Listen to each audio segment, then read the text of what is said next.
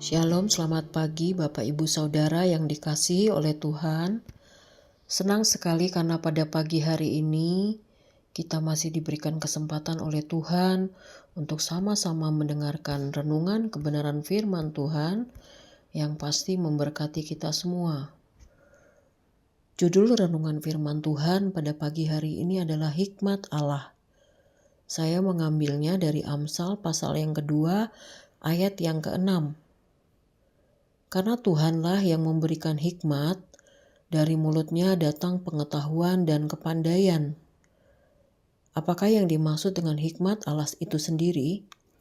Hikmat Allah adalah pengertian, pengetahuan, kebijaksanaan, kepandaian yang sumbernya adalah Allah sendiri.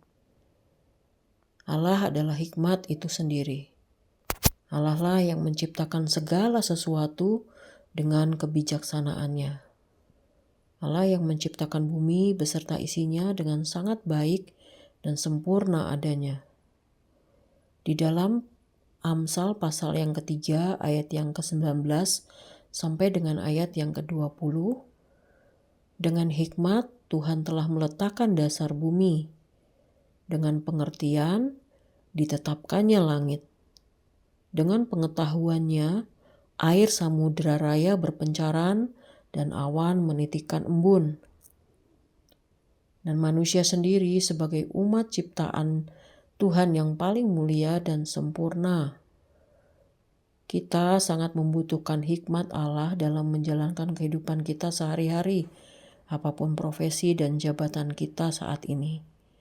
Kita membutuhkan tuntunan dan bimbingan Allah melalui hikmat yang berasal daripada Allah sendiri.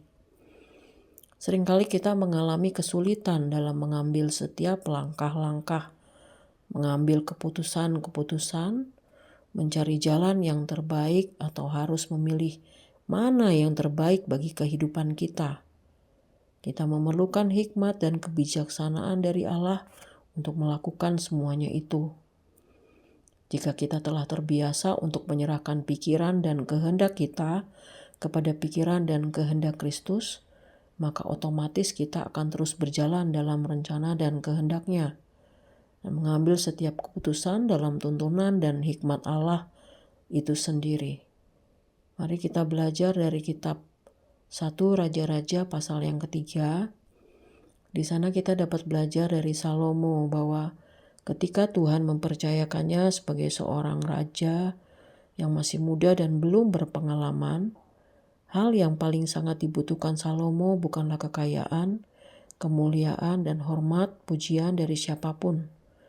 Tetapi Salomo sangat membutuhkan hati yang paham, hikmat yang berasal daripada Allah untuk menimbang-nimbang dan mengambil setiap keputusan dengan adil.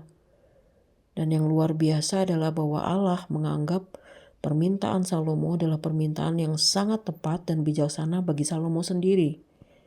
Hikmat Allah menjadi bekal terbaik bagi kita, terutama bagi kita yang membutuhkan pemikiran-pemikiran Allah itu dilibatkan dalam pikiran kita yang sederhana dan terbatas ini. Di dalam 1 Raja-Raja pasal yang ketiga ayat yang ke-5 sampai dengan ayat yang ke-13, justru setelah Salomo meminta hikmat Allah, Salomo mendapatkan bonus yang terbaik dari Allah, yaitu kekayaan, kemuliaan, dan umur yang panjang. Jika Salomo sungguh-sungguh memperhatikan apa yang diperintahkan Allah kepadanya.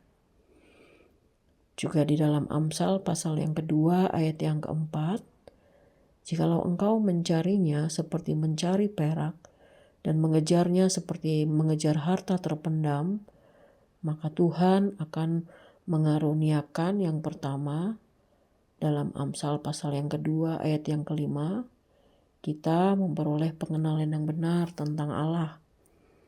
Dan yang kedua dalam Amsal pasal yang kedua ayat yang ke-7 sampai dengan ayat yang ke-9, Tuhan menyediakan pertolongan bagi kita.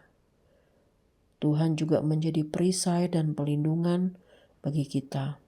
Lalu Tuhan akan memberikan pengertian tentang kebenaran, keadilan, dan kejujuran, bahkan setiap jalan yang baik.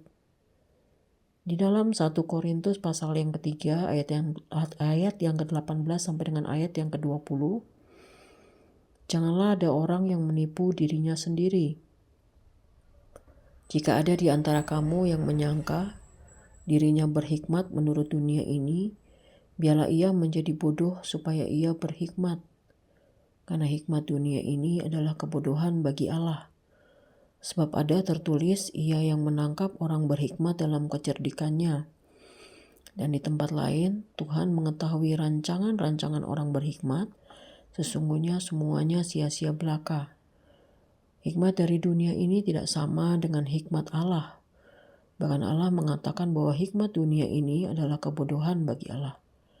Hendaklah kita menjadi bodoh bagi dunia, supaya kita menjadi orang yang berhikmat di dalam Tuhan. Haleluya, puji nama Tuhan. Bapa kami yang ada di dalam kerajaan surga, kami mengucap syukur dan berterima kasih kepadamu, karena pagi hari ini kami telah diberikan kesempatan oleh Engkau untuk kami sama-sama belajar mengenai hikmat yang berasal daripada Allah dalam kehidupan kami. Kiranya Tuhan Yesus terus menolong kami lewat Roh yang kudus dalam kehidupan kami, supaya kami diajarkan apa yang menjadi jalan-jalan Tuhan dalam kehidupan kami. Terpujilah namamu, kami sudah berdoa dan mengucap syukur. Di dalam berkat nama Tuhan Yesus Kristus, haleluya. Amin.